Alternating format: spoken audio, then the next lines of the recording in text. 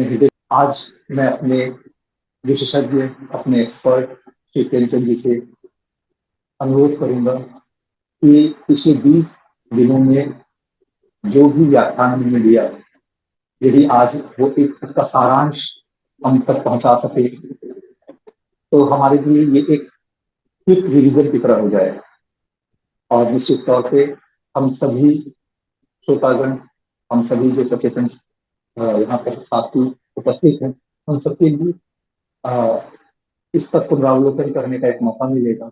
और मैं जानता हूँ कि ये आपके लिए थोड़ा कठिन कार्य है, लेकिन फिर भी सर, अगर आप अगले 1 घंटे में हम सभी को उसका एक सारांश दे सकें तो हम इसे डॉक्यूमेंट करके अपने मस्तिष्क में रखेंगे और फिर जरूरत पड़ने पर इसको रिवीजन के तौर पर हम यूज कर सकें। तो बहुत देर न करते हुए मैं आमंत्रित करना चाहूंगा श्री प्रेमचंद जी को, जो हमारे विशेषज्ञ हैं, वो आए और हमारे समक्ष अपने विचार को रखें।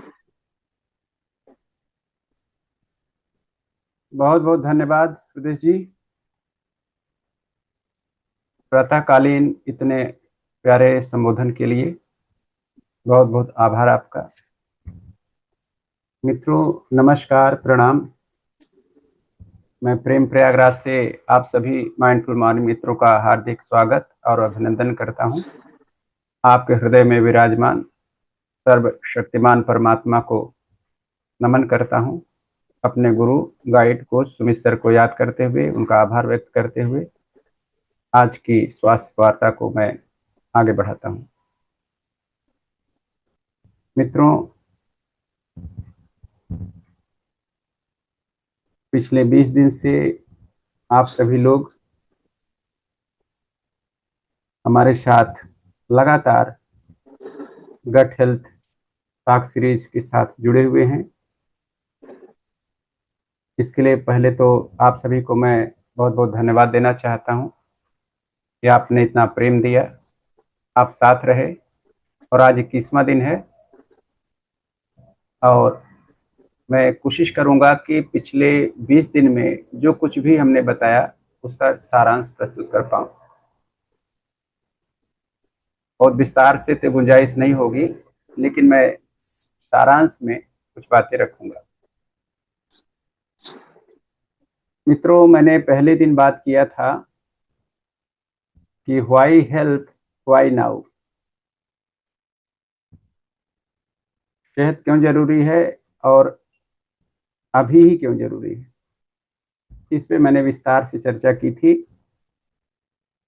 अगर उसमें हम कुछ महत्वपूर्ण पॉइंट की बात करें तो मैंने इस बात पर बहुत ज़्यादा जोर दिया था कि स्वास्थ्य सर्वोपरि है, यानी स्वास्थ्य से ऊपर कुछ भी नहीं। मित्रों, कुछ नहीं तो मतलब कुछ भी नहीं, स्वास्थ्य से ऊपर कुछ नहीं है। और हमारे आर्ष ग्रंथों ने भी यही चीज़ें एम्फेसाइज की है, इसी की तरफ बार बार कहा है। और मैंने कुछ आर्ष ग्रंथों के श्लोक वगैरह उद्धृत किए थे और इसके सहारे मैंने स्पष्ट करने की कोशिश की थी। प्राचीन काल से स्वास्थ्य को सर्वोपरि बताया गया है और हमने यहाँ तक बताया था कि आरोग्यम परम भाग्यम कहा गया है, यानी आप स्वस्थ हैं तो परम भाग्यशाली हैं। और धैर्य, बल, यश, लक्ष्मी और सुख सभी स्वास्थ्य पर निर्भर है। स्वास्थ्य सभी लक्ष्यों की सिद्धि का मूल है, यही सबसे उत्तम धन है। यह बात बताई गई थी। धैर्यम बलम यशो लक्ष्मी स्वास्थ्यम सुख मुदाहृतम स्वास्थ्यम मूलम सर्वार्थ सिद्धौ स्वास्थ्यम सर्वोत्तम धनम। स्वास्थ्य की अनदेखी जीवन की सबसे बड़ी भूल होगी। आज ही शुरुआत जरूरी है। मित्रों, अर्जेंट और इम्पोर्टेंट दो चीजें होती हैं। जिसको आप अर्जेंट समझते हैं उस पे लग जाते हैं, और चाहे वो इम्पोर्टेंट हो या ना हो। लेकिन दुनिया के सफल लोग इस पर ध्यान देते हैं कि अगर वो अर्जेंट है तो क्या इम्पोर्टेंट भी है। 4 तरह की चीजें होती मित्रों, कुछ अर्जेंट होती हैं, कुछ इम्पोर्टेंट होती हैं, कुछ अर्जेंट इम्पोर्टेंट दोनों होती हैं, कुछ अर्जेंट नहीं होती लेकिन इम्पोर्टेंट होती हैं, कुछ अर्जेंट होती हैं लेकिन इम्पोर्टेंट नहीं होती, कुछ ना तो अर्जेंट होती ना इम्पोर्टेंट होती। लेकिन ये स्वास्थ्य के संदर्भ में और आज ही क्यों उस पर कदम उठाएं, इस पर मैं कहना चाहूंगा कि स्वास्थ्य को अर्जेंट मत बनाइए। स्वास्थ्य को अर्जेंट बनने तक वेट मत कीजिए, मेरा भाव ये है। स्वास्थ्य हमेशा महत्वपूर्ण है, अर्जेंट भी है। स्वास्थ्य सदैव अर्जेंट है और सदैव महत्वपूर्ण है, उसको कल पर मत टालिए। स्वास्थ्य सर्वाधिक अर्जेंट है और सर्वाधिक महत्वपूर्ण है, ऐसा मानिए। अगर आपको लगता है कि स्वास्थ्य आपके लिए अर्जेंट नहीं है और अर्जेंट बनने तक अगर वेट करेंगे तो तब तक मित्रों बहुत कुछ जा चुका होगा। वैल्यूएबल्स की मैंने बात की थी, वैल्यूज की बात की थी। वैल्यूएबल्स के चक्कर में वैल्यूज, जो सबसे बड़ी वैल्यू हमारा स्वास्थ्य है, उसको हम नजरअंदाज हमें नहीं करनी चाहिए। और हमने यह भी बताया था, बड़ी से बड़ी आग भी एक गिलास पानी से बुझ सकती है और देर होने पर बड़े बड़े दमकल भी उसे नहीं बुझा पाते। यानी स्वास्थ्य को अनदेखी नहीं करना चाहिए। और मॉर्निंग वॉक मजेदार होता है, लेकिन जब कोई डॉक्टर हमें डरा देगा कि अब आपको वॉक करना ही होगा, वो हो जाती मॉर्निंग वॉक और मजा उसमें नहीं आता। इसलिए वॉक कीजिए, डॉक्टर की सलाह का इंतजार मत कीजिए। मित्रों, हमारी शरीर ये वेदी है, प्राणायाम व्यायाम इसकी पूजा है। और आप इस गफलत में न रहें कि डॉक्टर हैं, हॉस्पिटल हैं, हेल्थ इंश्योरेंस है। मित्रों, कुछ भी काम नहीं आएगा। स्वास्थ्य की जिम्मेदारी आपको लेना होगा और सेहत के साथ ही सफलता असली सफलता है। अगला मित्रों, हमने बताया था कि change your schedule, change your life. दूसरे दिन हमारी चर्चा थी और हमने सर्काडियन रिदम पर विशेष रूप से फोकस किया था कि जीवन की लय को अपने जीवन की लय को प्राकृतिक लय से लयबद्ध अगर करके अगर आप जीवन जिएंगे तो स्वास्थ्य बहुत ही सहज और सरल आपके लिए होगा। यानी आप एक ऑर्केस्ट्रा समझ लीजिए, आप ऑर्केस्ट्रा, प्रकृति का ऑर्केस्ट्रा चल रहा है, अलग से धुन निकालने की कोशिश ना करें। प्रकृति के लय में, प्रकृति के ताल में ताल मिला के चलें। धरती का जो टाइम जोन है, उस टाइम जोन के साथ अपना टाइम जोन मिला के चलें। रात को रात रहने दें, दिन को दिन। आप उसके हिसाब से अपनी दिनचर्या, रात्रिचर्या, ऋतुचर्या सब ठीक करें। दिनचर्या ही भाग्यचर्या है। जब हमारे शरीर में हम प्रकृति से लय मिला करके लयबद्ध कर लेते हैं तो हमारे सारे हार्मोन एक रिदम में आ जाते हैं, लयबद्ध हो जाते हैं, एक ऑर्केस्ट्रा में आ जाते हैं। चाहे वो हमारा कार्टिसोल है, कार्टिसोल रात में विदा हो जाना चाहिए।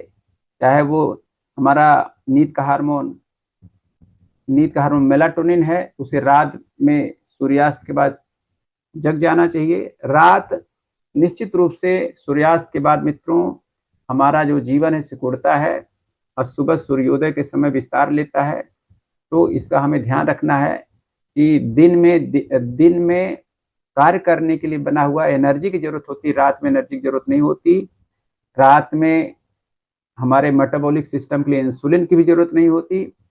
रात में गहरे भोजन की जरूरत नहीं है। रात में नींद की जरूरत है, रिलैक्सेशन की जरूरत है। अंधकार और प्रकाश के इस करोड़ों साल के लय में ये हमारा जैविक विकास हुआ है, इवॉल्व हुए हम। तो हमें इसका ध्यान रखना है। हमारा स्लीप अवेक जो साइकिल है, डार्कनेस लाइट की जो साइकिल है, रिलैक्सेशन एक्टिविटी साइकिल है, सब रिदम होनी चाहिए, लयबद्ध होनी चाहिए प्रकृति के साथ में। और प्रकृति से विपरीत हम नहीं जा सकते। सूरज जीवन है, सूरज का सम्मान करना होगा।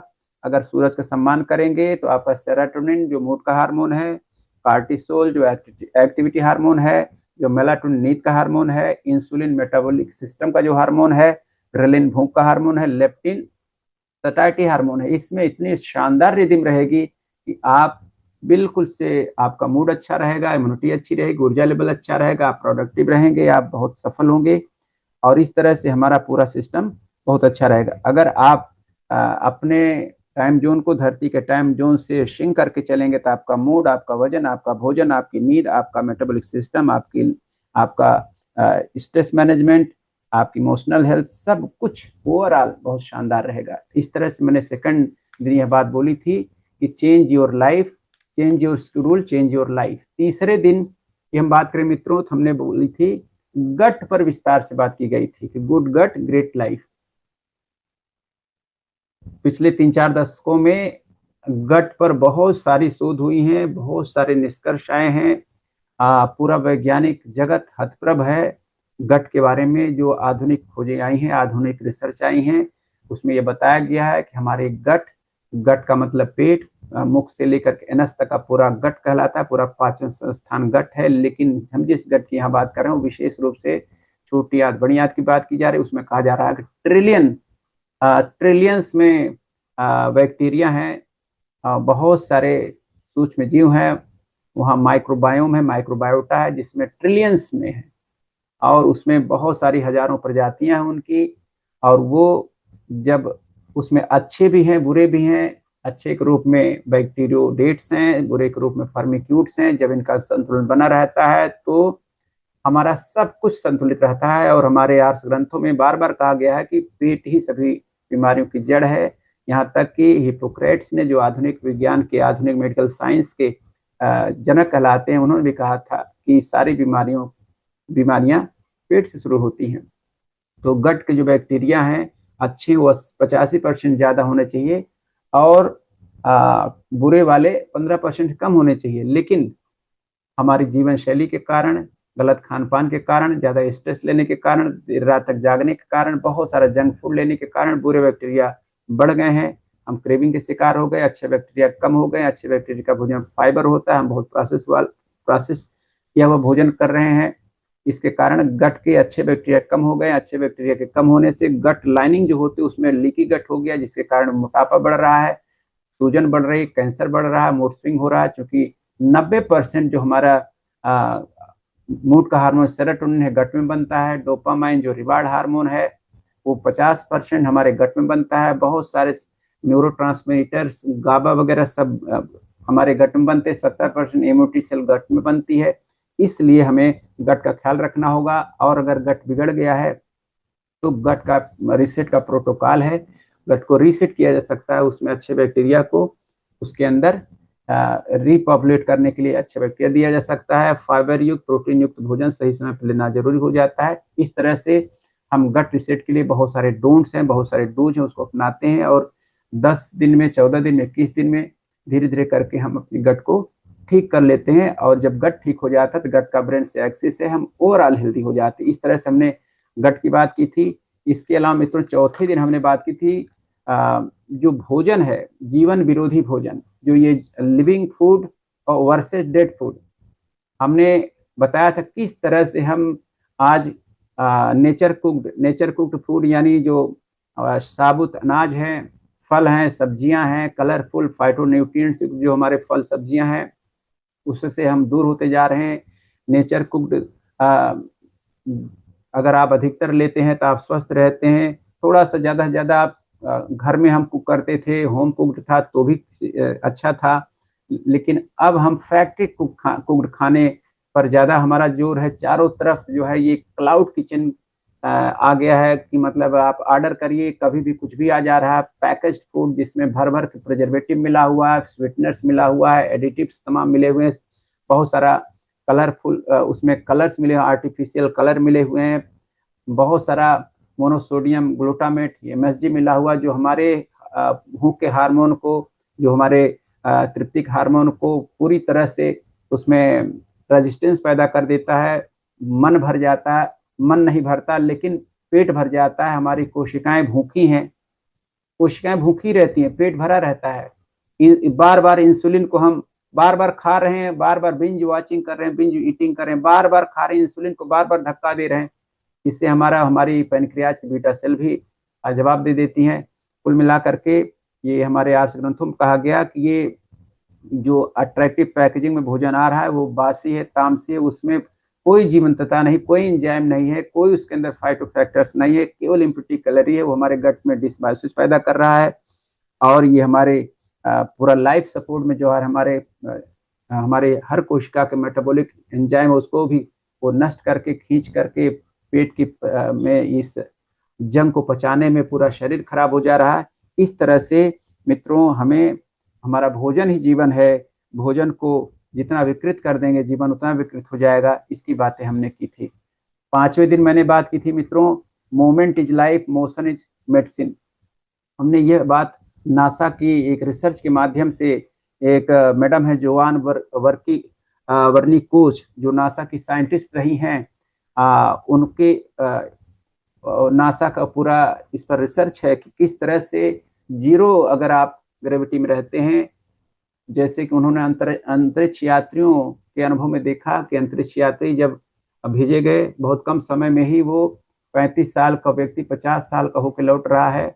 यानी जब आप जीरो ग्रेविटी में रहते हैं तो आपकी इम्यूनिटी बहुत पुअर हो जाती है, बोन्स बहुत वीक हो जाती हैं, मसल बहुत वीक हो जाती हैं, आप बहुत ही एजिंग फास्ट हो जाती है, आपका मेटाबॉलिक सिस्टम पूरा डिस्टर्ब हो जाता है।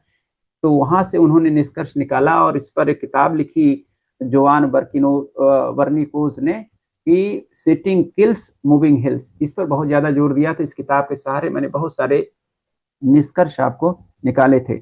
और हमारे आर्ट्स ग्रंथों में भी ये कहा गया है कि व्यायाम औषधम, और यह जो हमारा युग है आज सुविधाओं और रोगों और तनाव का युग है, लोग बैठे रहना चाहते हैं, आराम तलब हो गए हैं, लोगों पर डिपेंड रहना चाहते हैं, कुछ शरीर नहीं हिलाना चाहते। और उस दिन ये कहा गया था मूवमेंट ही जीवन है, जीवन और गति अविभाज्य है, इसको अलग नहीं कर सकते मित्रों। आधुनिक जीवन शैली ने आराम, जो हमारे आधुनिक जीवन शैली का जो आराम है वो हमारे आरोग्य को निगलता जा रहा है। हमें ध्यान देना पड़ेगा। ईट और नीट दोनों की जरूरत है। ईट का मतलब है जो आप 1 घंटे की एक्सरसाइज सुबह कर लेते हैं, वॉक कर लेते हैं, उतना ही पर्याप्त नहीं है। ईट के साथ नीट, यानी जीवन में जो हमारे दिनचर्या में, हमारे रोज की एक्टिविटी में उस शारीरिक से जुड़ा होता है वो नीट कहलाता है। नॉन एक्सरसाइज एक्टिविटीज थर्मोजेनोसिस वो भी जरूरी है। सीढ़ियों को प्रेफर करने की बात की गई थी, सीढ़ियों को सबसे बेहतरीन एक्सरसाइज हमने बताया था।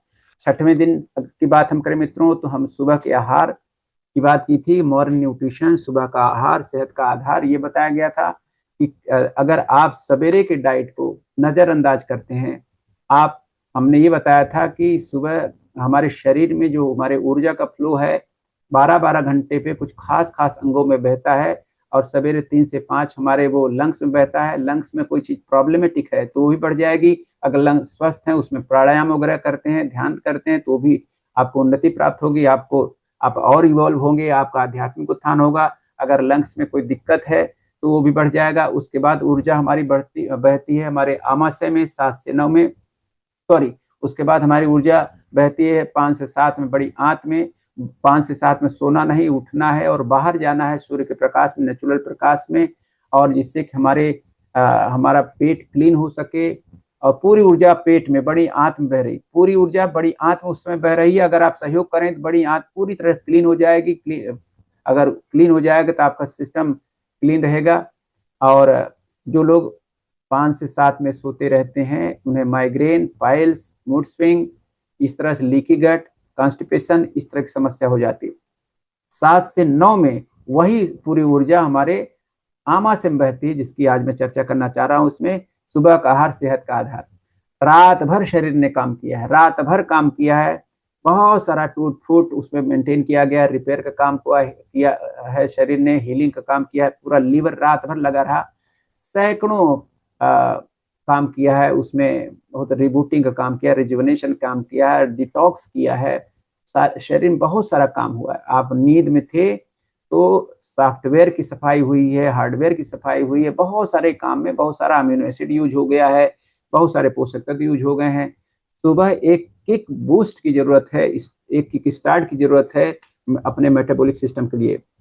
और 7 से 9 में फाइबर युक्त, प्रोटीन युक्त, सारे मिनरल और विटामिन युक्त, कलरफुल और कुछ फ्रूट्स और वेजिटेबल्स देना जरूरी है। और अगर आप इसको नहीं देते तो हमारी शरीर ऐसे मोड में जा सकती है कि वो फिर बार बार भूख लगेगी, बार बार खाते रहेंगे, दिन भर में तृप्त नहीं होंगे, इससे ओवर ईटिंग का शिकार होंगे। फिर अगर आप जो हमारा रात में, आजकल दिन में अवॉइड करते हैं, लोग पास समय नहीं है, रात में भोजन करते हैं गरिष्ठ भोजन, वो हमारे स्वास्थ्य के विपरीत चला जाता है। इस तरह से हमारा पूरा का पूरा सिस्टम कोलैप्स हो जाता है। पौष्टिक नाश्ता दिन की ऊर्जा और गट हेल्थ की नींव है। आपको सोचना पड़ेगा, सूरज ही जीवन है, तो सूरज नहीं तो भोजन नहीं। ईट विद सन, सूरज के साथ खाएं। और सुबह का भोजन राजा की तरह, दोपहर का मतलब राजकुमार की तरह, रात में ऐसा खाएं जैसे कुछ आपके यहाँ है नहीं। और इस तरह से अगर सुबह ध्यान देंगे तो आपका जो ग्रेलिन हार्मोन है, जो भूख का हार्मोन है, जो सटाइटी हार्मोन है, लेप्टिन, ये संतुलित रहते हैं तो व्यर्थ की भूख नहीं लगेगी।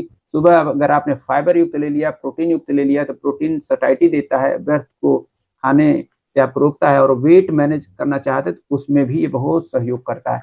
इस तरह से मित्रों 7वें दिन तक हम पहुंचते हैं। वहां पे हमने माइंडफुल ईटिंग की बात की थी और पोर्शन कंट्रोल की बात की थी कि किस तरह से हम अगर माइंडफुल ईटिंग करेंगे, खाना खाएं तो खाना ही खाएं, टीवी में न रहें, मोबाइल में न रहें, गप न मारे। और भोजन को अगर आप माइंडफुल के साथ खाते हैं तो भोजन को आप एक तरह से ध्यान बना लेते हैं।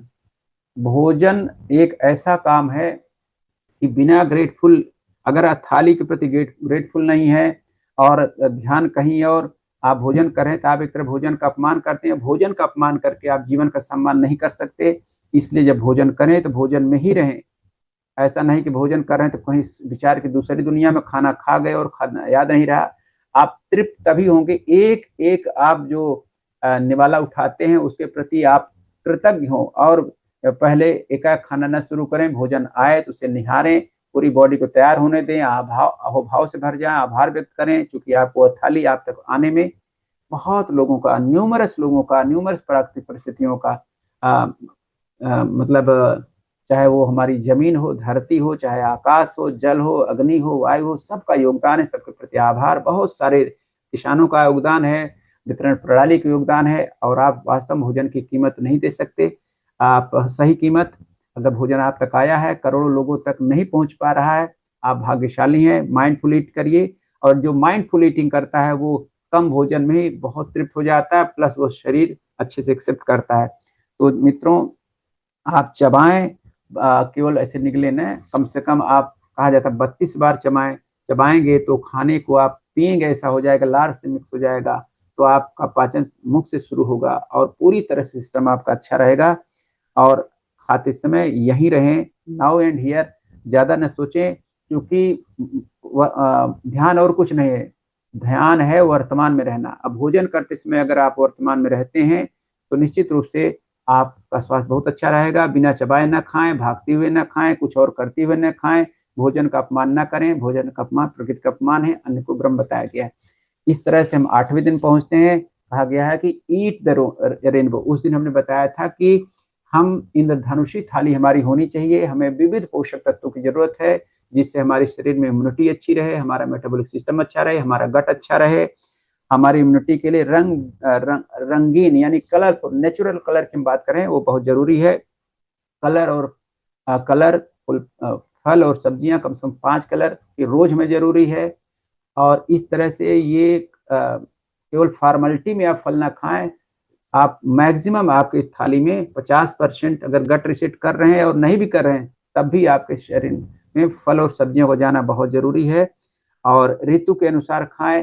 कहा गया है कि हमारे पेट के अंदर करोड़ों माली हैं। हमने उस दिन बोला था, माली का मतलब अच्छे बैक्टीरिया हैं जिनको कलर्स पसंद हैं, वो नेचुरल कलर पसंद है। हर प्रजाति के बैक्टीरिया हैं, किसी को नीला पसंद है, किसी को पीला पसंद, किसी को लाल पसंद है, किसी को बैगनी पसंद, किसी को सफेद पसंद है। हर कलर का खाएंगे तभी अच्छे बैक्टीरिया आपके शरीर में अच्छे से रहेंगे। लाल कलर आपकी ऊर्जा के लिए का प्रतीक है, आपको सुरक्षित महसूस कराता है। हरा रंग आपके मानसिक संतुलन और शांति के प्रतीक है, ये आपको मानसिक संतुलन और शांति देता है। नीला नारंगी रंग आपके सूजन को कम करता है मित्रों, बुद्धि को तेज करता है। पीला रंग आत्मविश्वास लाता है और सफेद रंग सुरक्षा की ढाल मजबूत करता है। थाली जितनी रंगीन होगी जीवन उतना ही शानदार और तेजस्वी और दमदार होगा। इस तरह से हमने 8वें दिन में बात की थी। फिर 9वें दिन हमने डीप स्लीप की बात की थी कि गहरी निद्रा कितनी जरूरी है हमारी अच्छी सेहत के लिए। गहरी नींद कितनी जरूरत है। और नींद देखिए, जैसे भोजन में होता है कब खाते हैं, ये ज्यादा महत्वपूर्ण कितना खाते हैं। मैंने बोला कि मॉर्निंग न्यूट्रिशन में, लेकिन ऐसे ही नींद कितना लेते हैं, कब लेते हैं, यानी कब बहुत इंपॉर्टेंट है। आप अगर 8 घंटे की नींद दिन में लेते हैं, रात भर जागते हैं, तो शरीर पूरी तरह डिटॉक्स नहीं हो पाएगा, आपको मेटाबॉलिक सिंड्रोम पैदा हो जाएगा, मेंटल प्रॉब्लम आएगी, इमोशनल सिकनेस आएगा। आपको रात के 11 से 3 में हमारा पैनक्रियाज और हमारे लीवर, इसमें हमारी पूरी ऊर्जा बहती है। 11 से 1 में पैनक्रियाज में बहती है, वो पूरी तरह से हील होता है, जहाँ से इंसुलिन सिक्रेट होता है। उस पर बहुत ज्यादा जोर दे रहे हैं। बिंज वॉचिंग, बिंज ईटिंग से बहुत ज्यादा जो तले भुने भोजन कर रहे हैं, कभी भी कुछ भी खा ले रहे हैं, उससे क्या है हमारा ये पैनक्रियाज पे जोर पड़ रहा है, तो वो हील होता है 11 से 1 बजे बीच रात में। और 1 से 3 में लीवर, बहुत सारा लीवर जो है ये डिटॉक्सिफिकेशन और अन्य बहुत सारे काम करता। तो 11 से 3 में बिल्कुल किसी कीमत पर नहीं जागना है। मैंने बताया था, सुबह के 5-7 और शाम के 5-7 में बिल्कुल नहीं सोना है। सूरज का सम्मान करना है, सूरज की विदाई के समय उपस्थित रहना है, जागते रहना है। सूरज के आगमन के समय उपस्थित रहना है, सचेत रहना है। मित्रों, अगर आप का वजन बढ़ जाता है तो आपकी नींद की गहराई कम हो जाती है, लंबाई बढ़ जाती है। लेकिन ज्यादा बढ़ जाता है तो नींद की गहराई और लंबाई पूरी तरह से दोनों कम हो जाती है, और आप बिल्कुल नींद आना बंद हो जाती है, इंसोम्निया के शिकार हो जाते हैं। और देखा गया कि मैंने बताया था कि वहां पे नींद का एक चक्र 90 मिनट का होता है। 4 से 5 चक्र सो लेने पर्याप्त नींद मिल जाती है। बॉडी जितना ही ज्यादा टॉक्सिन्स भरी होगी, उतना ही ज्यादा घंटे समय लगाएगी। आपका खान पान, आपकी दिनचर्या जितनी अस्त व्यस्त होगी, उतनी ही ज्यादा नींद की जरूरत पड़ेगी। हमने ये भी बताया था कि आप सोएं तो सोने का कमरा बिल्कुल एक्सक्लूसिव होना चाहिए। उस कमरे में हमेशा पड़े न रहें। जब उस कमरे में जाएं तो उसे ब्लैकआउट कर सकें, आप पर्दा लगा सके, और जाते ही हार्मोन को इशारा मिल जाए कि अब आप सोने जा रहे हैं, तुरंत नींद आ जाएगी। अगर वहां पड़े रहेंगे, वहां पर मूवी देखेंगे, वहां गप मारेंगे, एक्सक्लूसिव नहीं होगा तो नींद में समस्या होगी। और आपका बिस्तर कड़ा होना चाहिए, शरीर ढीला होना चाहिए, मन शांत होना चाहिए।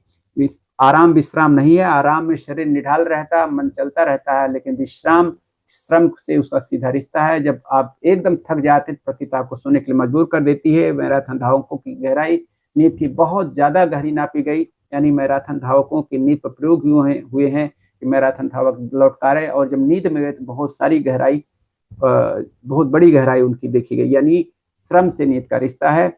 और निद्रा अगले दिन की मित्रों ये तैयारी है। और इस तरह से आप शुरुआत के 2 चक्र हमारे हार्डवेयर क्लीन करते हैं, बाद के 2-3 चक्र सॉफ्टवेयर क्लीन होते हैं। इस तरह से पूरी नींद गहरी बिना लिए आप वेट नहीं मैनेज कर सकते, गट नहीं मैनेज होगा। क्योंकि जिसकी नींद प्रॉब्लम होगी, उसके गट में जरूर प्रॉब्लम होगी, और जिसके गट में प्रॉब्लम होगी उसकी नींद प्रॉब्लम होगी, जिसके गट में प्रॉब्लम होगी उसके ब्रेन में प्रॉब्लम होगी, जिसकी ब्रेन में प्रॉब्लम होगी उसकी गट में प्रॉब्लम होगी। गट और ब्रेन में, नींद में, सब में रिश्ता है। सर्काडियन रिसेट करना पड़ेगा, गट रिसेट करना पड़ेगा, थॉट रिसेट करना पड़ेगा। ये सब बातें हमने की थी। इस हिसाब से फिर मैंने 10वें दिन हमने व्हाई सप्लीमेंट, व्हाई न्यूट्रलाइट पे बात की थी। क्यों ये सप्लीमेंट जरूरी है, क्यों ये न्यूट्रलाइट जरूरी है। इसमें बहुत सारा लोगों को भ्रम रहता है। इसको तरह तरह से मैंने कोशिश की थी कि आपको समझ में आए कि सप्लीमेंट क्यों जरूरी है। मैंने ये बार बार बताया था कि हमारे पोषक तत्वों पर चारों तरफ से चुनौतियां आ रही मित्रों। हमारा खेती करने का तरीका बदल गया है। हम इनऑर्गेनिक खेती कर रहे हैं, बहुत सारी इनऑर्गेनिक खादें डाल रहे हैं। मोनोक्रॉपिंग यानी कुछ ही फसल डाल रहे हैं, गेहूं की, चावल की। और पहले जमाने में बहुत सारी फसलें लगाई जाती थी।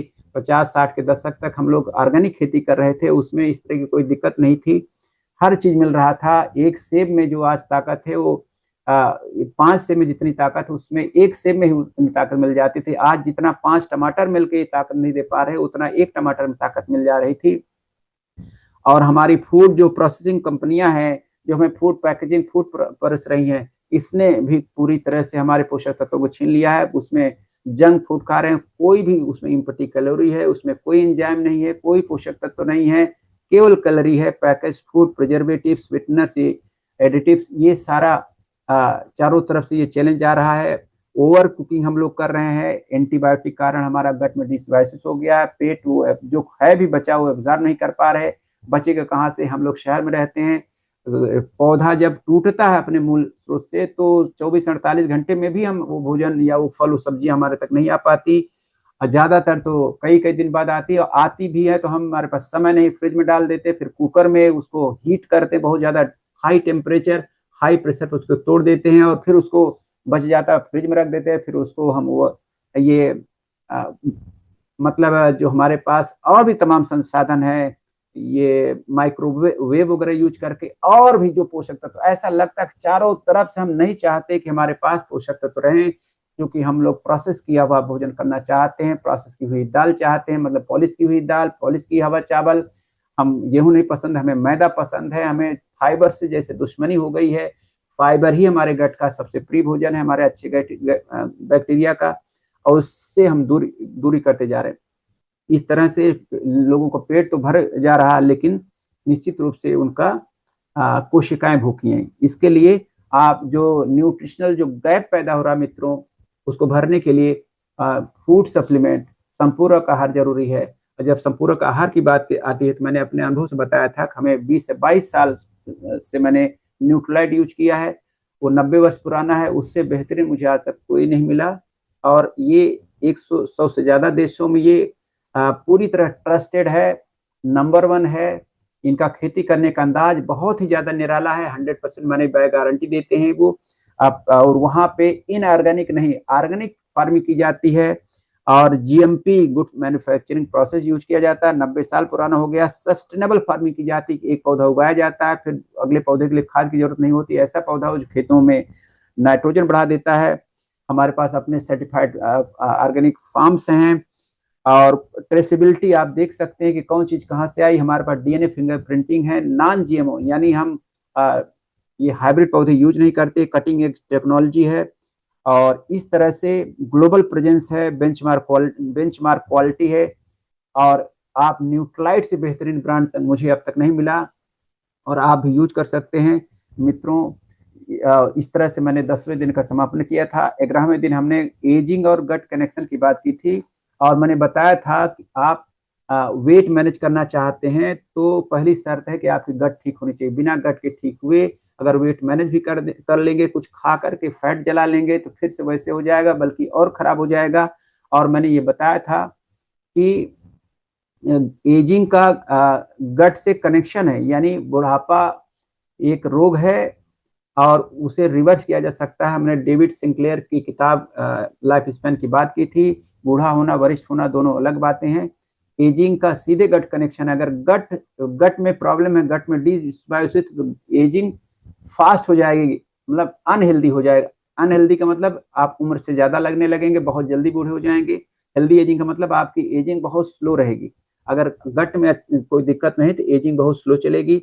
और आप दीर्घायु होना चाहते हैं तो मैंने बताया था आपको सीखते रहना होगा लगातार।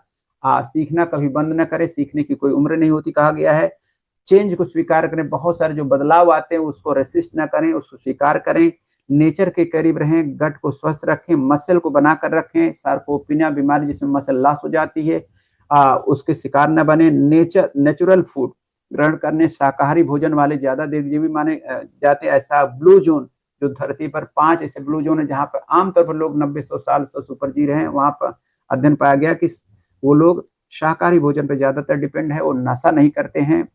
गहरी नींद बहुत जरूरी है, समय से लेना। रात में भोजन नहीं लेना है, पानी भरपूर पीना है, पैरों को मजबूत रखिए, बुढ़ापा पैरों शुरू होता है मैंने बताया था। नशा आदि से दूर रहें, अन्यथा पूरा का पूरा पाचन संस्थान खराब हो जाएगा। और भूख लगे तभी खाना है, भूख से कम खाना है। ध्यान, मेडिटेशन, प्राणायाम को अपनाएं, और टुगेदरनेस में सोशल बने। आप समाज से जुड़े, परिवार से जुड़े। और अकेला आदमी, आइसोलेटेड व्यक्ति जो होता है, बहुत दिन तक जीवित नहीं रह सकता, बशर्ते वो कोई खास दिव्य योगी और बहुत ही खास तरह का पॉजिटिव एनर्जी का पुंज हो तो बात अलग है। अंत सामान्यतः समाज में ही लोग स्वस्थ रहते हैं। लोगों के लिए कुछ मिशन लीजिए, कुछ गोल लीजिए, आप हमेशा निश्चित रूप से दीर्घजीवी रहेंगे। और इसके बाद 12वें दिन होलिस्टिक हेल्दी वेट मैनेजमेंट की बात की गई थी कि अब वेट मैनेज, यहाँ पर हमने बहुत ही काशन दिया था कि जो कंपनियां रातों रात आपके फैट को बर्न करके, कुछ खिला पिला करके फैट बर्न कर देना चाहती रातों रात, अगर कहती कि हम आपका रातों रात 10 दिन के अंदर 10 किलो वेट कम कर देंगे, 15 दिन के अंदर 15 किलो वेट कम कर देंगे, 30 दिन के अंदर 20 किलो कर देंगे, एक हफ्ते के अंदर 4 किलो कम कर देंगे, ऐसी कंपनियों से दूर रहें। और वो फैट डाइट, FAD, फैट की बात मतलब रातों रात कोई चीज पॉपुलर करते हैं, उसमें वो आपका फैट तो जलाएंगे ही, जीवन को भी जला देंगे। अगर आपका वेट मैनेज होता है तो मित्रों आपकी एनर्जी भी बूस्ट होनी चाहिए, आपकी स्टेमिना, स्ट्रेंथ, इम्यूनिटी, एटीट्यूड सब बेहतर होना चाहिए, जीवन में उत्साह आना चाहिए, आपका बॉडी टोन हो तो आपका लावड़ या आपका तेज नहीं जाना चाहिए। इस तरह से मैंने बताया था हेल्दी वेट मैनेजमेंट जो है वो गट से शुरू होता है। निश्चित रूप से आज तक ऐसा कोई पेय नहीं बना कि वो आपकी फैट को बर्न कर दे, आपकी मसल को बचा दे। अगर आपका वेट कम हो रहा है तो फैट कम हो लेकिन मसल बढ़ना चाहिए। अगर आपका फैट के साथ मसल भी कम हो जा रहा है तो इसका मतलब गलत रास्ते पर है। इसकी तरफ मैंने इशारा किया था मित्रों। 13वें दिन हमने एपिजेनेटिक्स की बात की थी कि स्वस्थ हैं या बीमार हैं आप, जिम्मेदारी आपकी है। आप अब इस जो एपिजेनेटिक्स में खोज हुई है वो बता रही कि अब आप अपने ये नहीं कह सकते कि हमारे पूर्वजों से डायबिटीज चली आ रही है, पूर्वजों से हार्ट की बीमारी चली आ रही है, पूर्वजों से हमारी ये थायराइड चली आ रही है, कुछ भी हमारे पूर्वजों से आ रहा। अब एपिजेनेटिक्स विज्ञान की शाखा है। एपी का मतलब बाहरी प्रभाव, बाहरी परिस्थितियां, जेनेटिक्स मतलब जो हमारा जीन का सिस्टम है। अब ये खोज लिया गया कि वास्तव में जीन तो फिक्स हैं लेकिन उनका एक्सप्रेशन यानी वो ऑफ होगा कि ऑन होगा ये आपके हाथ में है, आपकी लाइफ स्टाइल इससे तय होता है। कोई भी जीन जो डिजीज प्रोन है जैसे डायबिटीज, बीपी, कैंसर, ये तो जरूरी नहीं कि वो आपके शरीर में एक्टिव ही होगा। जैसे मटर का दाना बोरे में रख दीजिए तो जब तक उसे परिस्थितियां नहीं देंगे, जमीन नहीं देंगे, उस नमी नहीं देंगे, सूर्य का प्रकाश नहीं देंगे, हीट नहीं देंगे, तब तक वो निश्चित रूप से वो उगेगा नहीं। ऐसे ही अगर आपके शरीर में ऐसा कोई जीन्स है भी, अगर आप उसे अपनी लाइफ स्टाइल से विकृत नहीं करते, उसको ऑन नहीं करते, उसको एक्सप्रेस होने के लिए मजबूर नहीं करते तो आपको बीमारी नहीं होगी। हमारी दिनचर्या, आहार, व्यायाम, नींद, तनाव प्रबंधन तय करते हैं कि जीन साइलेंट रहेगा या एक्टिव रहेगा। रोग भाग की रचना नहीं है, ये एपिजेनेटिक्स ने ये प्रमाणित कर दिया। हमारे आचार विचार की परिणति है रोग। हम चाहे तो अपने जीवन शैली से रोगकारी जीन्स को सुला सकते हैं और स्वास्थ्यकारी जीन्स को जगा सकते हैं। दोस्तों, जीन्स डेस्टिनी नहीं है, आपकी जीवन शैली से आपका स्वास्थ्य नियंत्रित होता है। इस तरह से हमने 14वें दिन की बात की थी, प्लेसिबो और नोसिबो इफेक्ट की बात की थी मित्रों। प्लेसिबो और नोसिबो इफेक्ट यानी हमारे वातावरण, हमारे मनस्थिति का हमारे शरीर और स्वास्थ्य पर प्रभाव पड़ता है। माइंड ओवर मैटर की हमने बात की थी और ये हमने बताया था किस तरह से बिना असली दवा के सिर्फ विश्वास दिला करके पॉजिटिव इफेक्ट लोग वैज्ञानिकों ने प्रमाणित किया कि अगर आपको विश्वास हो जाए कि ये असली दवा है तो शरीर उस पर पॉजिटिवली रिस्पॉन्ड करता है। और इसी तरह से बिना किसी असली दवा के निगेटिव विश्वास दिला करके, मतलब कि नकारात्मक भाव पैदा करके निगेटिव इफेक्ट आ जाता है, उसको नोसिबो इफेक्ट बोला गया। तो प्लेसिबो और नोसिबो इफेक्ट का हमारे शरीर और स्वास्थ्य पर वैज्ञानिकों ने प्रूव किया है कि प्रोफेसर बीचर वगैरह ने बहुत सारा 50 के दशक में काम किया। घायल सैनिकों का इलाज करते समय उन्होंने देखा कि अगर उन्हें नोसिबो इफेक्ट दिया जा रहा है तो उसका उल्टा रिजल्ट आ रहा है, प्लेसिबो इफेक्ट दिया जा रहा है पॉजिटिव रिजल्ट आ रहा है। इसमें बहुत सारा शोध हो चुका है मित्रों। अब ये कोई अंधविश्वास नहीं है। लोगों पर देखिए फर्क पड़ता है। आप देखिए बड़ा डॉक्टर, बड़ा हॉस्पिटल, बड़ी फीस, बड़ी भीड़, कई बार इसका प्लेसिबो इफेक्ट पड़ जाता है। विश्वास औसत भी बन सकता है, विश्वास विष भी बन सकता है, इसकी बात हमने की थी। और 15वें दिन पर मैं पहुंचा मित्रों तो मैंने डोपामाइन डिटॉक्स की बात की थी। डोपामाइन डिटॉक्स यानी चीप डोपामाइन से जो ये जो हमारा पूरा ये कल्चर बिगड़ता जा रहा है, सोशल मीडिया, यानी हम बहुत योजना बना के, ड्रीम देख करके, विजन लेकर के, हम कोई गोल बना करके, मेहनत करके रिवार्ड हार्मोन नहीं सिक्रेट करना चाहते। हम तत्क्षण 1 मिनट, आधा मिनट के अंदर ही हम उसे अपने डोपामाइन, जो हमारा रिवार्ड हार्मोन है, जो हमारा जो ब्रेन में सर्किट होते हैं जो रिवार्ड हार्मोन सिक्रेट करते हैं, उसमें हम बार बार उसको हिट कर रहे हैं, बार बार वो रील देख रहे हैं, शॉर्ट देख रहे हैं, बिंज वॉचिंग कर रहे हैं, बिंज ईटिंग कर रहे हैं, जिससे हमारा ये रिवार्ड हार्मोन पूरी तरह से डिसरप्ट होता जा रहा है। और हमें तत्काल खुशियों में हम इतना इन्वॉल्व हो गए हैं कि हमारा पढ़ाई मन नहीं लग रहा, हमारा प्रैक्टिकल जो हमारे रिश्ते हैं, हमारा समाज है, हमारे जीवंत लाइफ, उसमें हमारा इंटरेस्ट खत्म होता जा रहा। और कंपनियां हमें इसे बार बार एआई के माध्यम से बार बार प्रचार दिखवाती हैं, हमारे डोपामाइन को हाईजैक कर ली हैं, हमारे अटेंशन को हाईजैक करके प्रचार दिखवाती हैं, गलत तरीके से हमें खाना खिलाती हैं, प्रेरित कर देती है और यहाँ तक कि अनावश्यक शॉपिंग भी कराती है, क्योंकि शॉपिंग से भी हमारा डोपामाइन रिलीज होता है। हम बहुत सारा वीडियो देखते हैं, रात रात वीडियो, यानी छोटे छोटे वीडियो देखते चले जाते हैं, मतलब बड़ा वीडियो भी नहीं देख पाते। अटेंशन हमारा इतना अटेंशन पावर पुअर हो गया है, हमारी संकल्प शक्ति खराब हो रही है। तो आधुनिक जीवन का इस शैली का संकट है डोपामाइन मित्रों। और तात्कालिक नशा, दीर्घकालीन नुकसान। आजकल वो केवल नशा नहीं कि आप अल्कोहल ले रहे, आजकल ये जो बार बार सोशल मीडिया जिनको चला रहा है वो सोशल मीडिया नहीं चला रहे, रात रात सोशल मीडिया पर लगे हैं, बिना फोन के रह नहीं पाते, बिना टीवी के नहीं रह पा रहे, बार स्क्रीन टाइम बढ़ता जा रहा है मित्रों। इसके लिए हमने कहा था डिटॉक्स की जरूरत है, नो सोशल मीडिया डे सप्ताह मनाने की जरूरत है। इसकी बात की गई थी। आभासी दुनिया, ये खुशियों की दुनिया नहीं, आभासी दुनिया आभासी खुशी ही दे सकती है। और इस तरह से ये बताया गया था कि कंपनियां हमें हाईजैक कर ली, हमारे हार्मोन को हाईजैक कर ली हैं, इससे मुक्ति की जरूरत है, डिटॉक्स की जरूरत है। चीप डोपामाइन में क्रेविंग लाता है, हमारे घ्रेलिन हार्मोन, हमारे लेप्टिन हार्मोन, हमारे सैटाइटी हार्मोन, ये जो हमारा इंसुलिन है सबको विकृत करता है, हमें रात भर जगाए रहता है, हमारे कार्टिसोल को विदा नहीं होने देता, नींद को आने नहीं देता। इस तरह से हमने इसकी बात की थी। फिर 16वें दिन हमने मित्रों बात की थी शास्त्रीय आहार सूत्र पर बात की थी कि हमारे आर्ष ग्रंथ हमारे आहार पर क्या कहते हैं। वहां हमने बताया था कि आहार हमारे शास्त्रों के हिसाब से वही नहीं जो हम मुंह से खाते हैं, आहार वो भी है जो हम अपनी जितनी ज्ञानेंद्रियों से कुछ भी अंदर ले रहे हैं वो आहार है। अगर आप बार बार ये जो वाचिंग मूवी देख रहे हैं, वीडियो पे लगे हुए हैं, सोशल मीडिया पे लगे हैं, बिंज वॉचिंग कर रहे हैं, ये भी आहार है। और रोज सवेरे पेपर पढ़ रहे हैं, उसमें शुरुआत के सारे पेजेज पे निगेटिव खतरनाक जो न्यूज रहती है वो भी आहार है। वो जा करके हमारे गट और ब्रेन के एक्सिस को डिस्टर्ब करती है, हमारी वेगस नर्व को डिस्टर्ब करती है। इसका मतलब ये हुआ कि हम आहार पर बहुत सारी बातें हमारे आर्ष ग्रंथों की गई है, बहुत सारे सूत्र हैं जिनके माध्यम से ये बताया गया कि आहार को ही महाऔषधि बताया गया है। अगर आहार सही लेना शुरू कर दें, नेचुरल आहार, प्रकृति से जुड़े तो आपको किसी भी तरह के बाहर की औषध की जरूरत नहीं होगी। और हमारे यहाँ कहा गया हित भूख, मित भूख, रित भूख, यानी वह भूख जो हितकारी हो। फाल्स हंगर भी होती है, झूठी भूख भी होती है। अगर आपकी दिनचर्या अच्छी है, आपका आत्म नियंत्रण अच्छा है, तो आप पहचान लेंगे कि ये भूख झूठी है, सही है। यानी हितकारी भूख होनी चाहिए, हितकर जब भूख लगे तभी खाना खाएं। मित भूख का मतलब है कि आप भूख से कम खाएं। रित भूख का मतलब है कि सीजनल और रीजनल भोजन नहीं खाएं, बाहर से आयात करके अमेरिका का फल मंगा के यहाँ खाएंगे, उसका कोई मतलब नहीं है। और यहाँ तक कहा गया मित्रों, आहार प्राणिनाम प्राण है, आहार ही प्राणियों का प्राण है।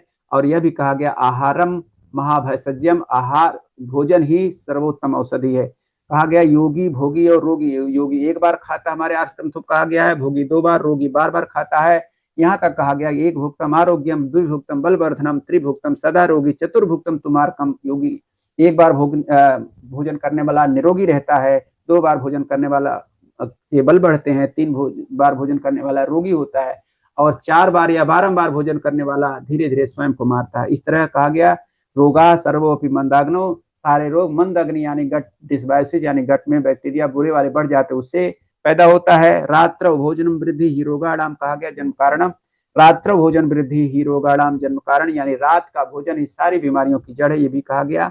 इस तरह से यद भावम तद्भवति, यानी जैसा भाव होता है, यानी माइंडफुलनेस की बात की गई, ग्रेटफुलनेस की बात की गई। यहाँ तक कहा गया अजीर्ण भोजन रोग है, पचने से पहले अगर कोई और भोजन कर लेते हैं वो रोगकारी होता है। इस तरह से हमने शास्त्रीय भोजन, शास्त्रीय आहार सूत्रों पे तमाम बातें की थी। आज सिर्फ मैं याद दिला रहा हूं कि आपको याद आ जाए, और इसका डिटेल आपके पास होगा, बड़े वीडियो आपके पास होंगे, आप वहां पुनः देख सकते हैं। फिर हम 17वें दिन की बात करें तो 17वें दिन मित्रों हमने बात की थी जिह्वा शरीर मन और आत्मा की द्वारपाल है, ये मैंने बात की थी। यानी हमारा जो स्वाद है, हमारा संवाद ये कनेक्टेड है, जैसा भोजन वैसा जीवन। यानी आप जो जंक बोलता है, जो जंक खाता है वो जंक बोलता भी है।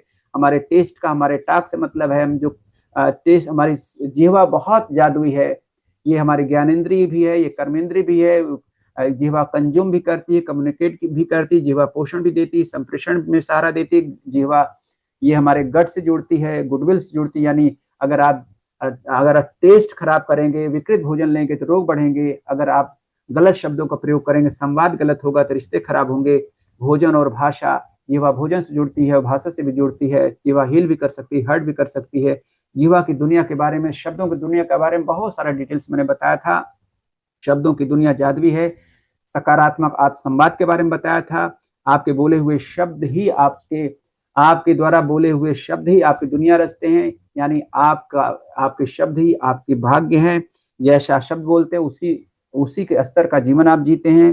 इसका मतलब है शब्द बीज रूप है, सुख और दुख के चुनाव आपका है। ये सब बातें मैंने बोली थी और लास्ट में बताया था कि आप सकारात्मक संवाद अपने आप से कीजिए, सकारात्मक शब्दों की दुनिया को स्वीकार कीजिए, आपका भाग्य सकारात्मक हो जाएगा। सेल्फ टॉक की, अफर्मेशन की बहुत विस्तार से मैंने बात की थी और इस तरह से मैंने सिद्ध किया था कि शब्द ब्रह्म है। अगर आप सही शब्दों को बोलना शुरू कर दीजिए तो अच्छे समाज की, सच्चे समाज की, आपकी सच्चे अच्छे सफल जीवन की रचना हो सकती है। इस तरह से हमने जिह्वा को बताया था कि जिह्वा हमारे शरीर और आत्मा के बीच में बहुत गजब की भूमिका निभाती है मन के रूप में।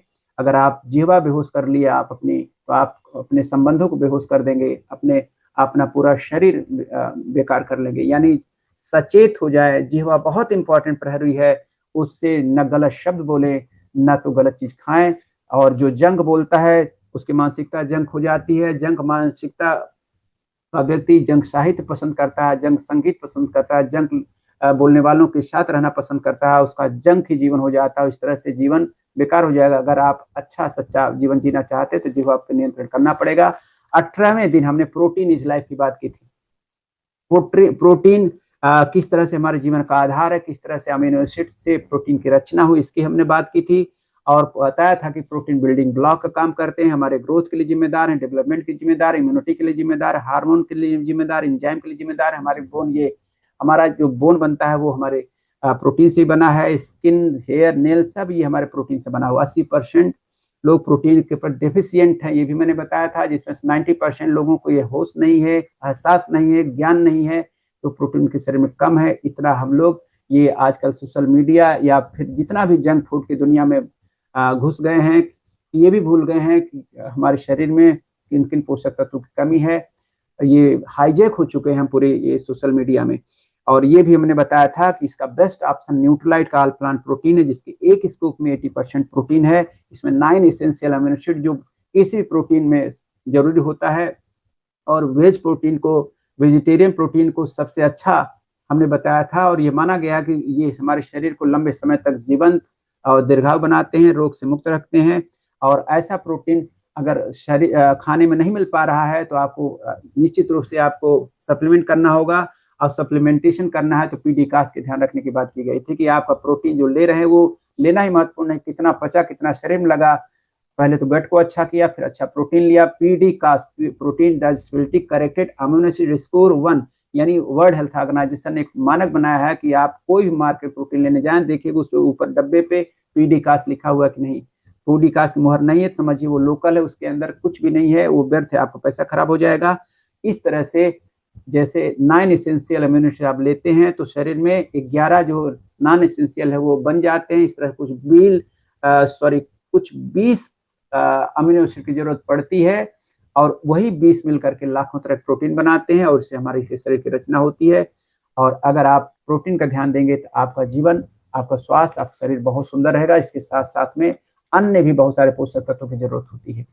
फिर हमने 19वीं दिन कृतज्ञता पे बात की थी, स्वास्थ्य और सफलता का महामार्ग। इस पर बहुत ही गंभीर चर्चा हुई थी कि लिविंग इज गिविंग, हमारे अस्तित्व के 3 तल हमने बताया था, बॉडी, माइंड, सोल। यानी हमारा बॉडी, हमारा माइंड, ये बॉडी के लेवल पर, माइंड के लेवल पर, सोल के लेवल पर मैंने समझाया था कि जब अगर आप ग्रेटिट्यूड में यानी आभार व्यक्त करते हैं, दिल से आभार व्यक्त करते हैं और तो आपका पूरा जीवन पूजा बन जाता है। और ये भी बताया था कि अकेले कोई व्यक्ति यहाँ पर्याप्त नहीं, इंटरकनेक्टेड है, सारे लोग इंटरकनेक्टेड है, इंडिपेंडेंस कोई नहीं है, सब कोई सब पर निर्भर है। किसी चीज की मैंने बताया था कीमत नहीं दे सकते पूरी आप, ये एक सुविधा बना दी गई कि ये चीज इतने की है, अन्यथा आप एक थाली जो आपके सामने आई है आप विचार करेंगे तो आप उसकी कीमत नहीं दे पाएंगे।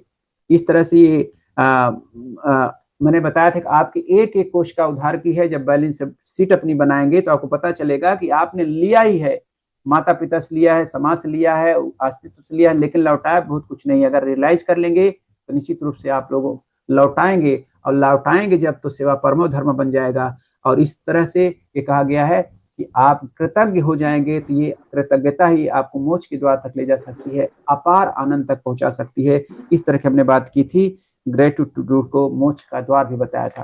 अंतिम अभी कल मैंने 20वें दिन बात की थी हेल्थ लिटरेसी के बारे में, व्हाई माइंडफुल मॉर्निंग के बारे में बात की थी।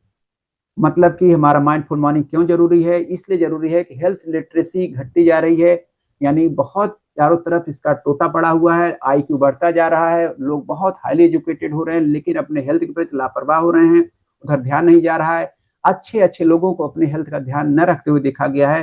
सोशल मीडिया, सरकार ने रिदम ने पूरा पूरा हेल्थ बिगाड़ दिया, किसी को उस तरफ ध्यान नहीं जा रहा है।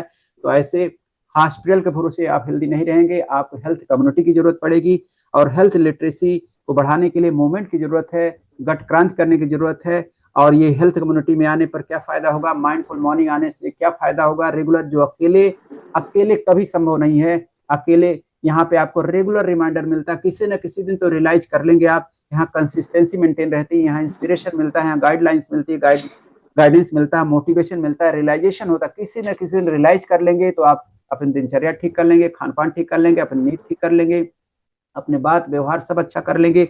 यहाँ पे बहुत सारे टेस्टिमनी जाते हैं, रियल स्टोरी जाती है हेल्थ की, उससे हमें हमारा मतलब उत्साह बढ़ता है, क्लैरिटी आ जाती, क्लियर, और जिसको साइंस का नहीं भी नॉलेज है उसका फेथ बढ़ जाता है और सच्ची अच्छी चीजों के प्रति और कॉन्फिडेंस बढ़ जाता है। इस तरह से हमने यह बात बताई थी मित्रों कि यह जो आज इंफॉर्मेशन का युग है, इस इंफॉर्मेशन तो की बाढ़ है लेकिन विजडम नहीं है किसी के पास, और विजडम का टोटा पड़ा हुआ है। विजडम बढ़ाने के लिए हेल्थ कम्युनिटी बहुत जरूरी है, हेल्थ लिटरेसी बहुत ज्यादा जरूरी है। हमारे आसपास बहुत सारे विद्वान PhD देखे जा सकते हैं, इंजीनियर, डॉक्टर देखे जा सकते हैं। यहाँ तक मैंने डॉक्टरों की बात की थी कि डॉक्टर लोग अपने हेल्थ का ध्यान खुद नहीं रख पा रहे हैं, वो भी बहुत ज्यादा स्ट्रेस में है। उनके आप देखिए लाइफ स्टाइल बीमारियों से वो भी आक्रांत है, जिनको आप भगवान मानते हैं वो भी उनके यहाँ, वो डायबिटीज से परेशान है, मोटापे से परेशान है, उनका भी मूड स्विंग हो रहा है, उनकी दिनचर्या अस्त व्यस्त है। यानी हेल्थ एक ऐसा इशू है, इसके लिए आपको स्वयं जिम्मेदारी लेना पड़ेगा। इस तरह से हमने वाई माइंडफुल मॉर्निंग, क्यों माइंडफुल मॉर्निंग हमें आना जरूरी है, क्यों 1440 जो मिनट रोज मिलते हैं, क्यों 40 मिनट पर डे, मतलब ऐसे किसी गेट टुगेदर संगत में रहना जरूरी है।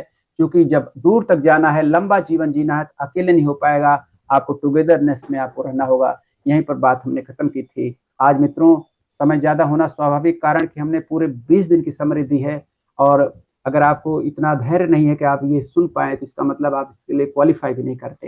हमारी शुभकामना आपके साथ में है और हमें उम्मीद है कि आप आगे लगातार ऐसे आते रहेंगे।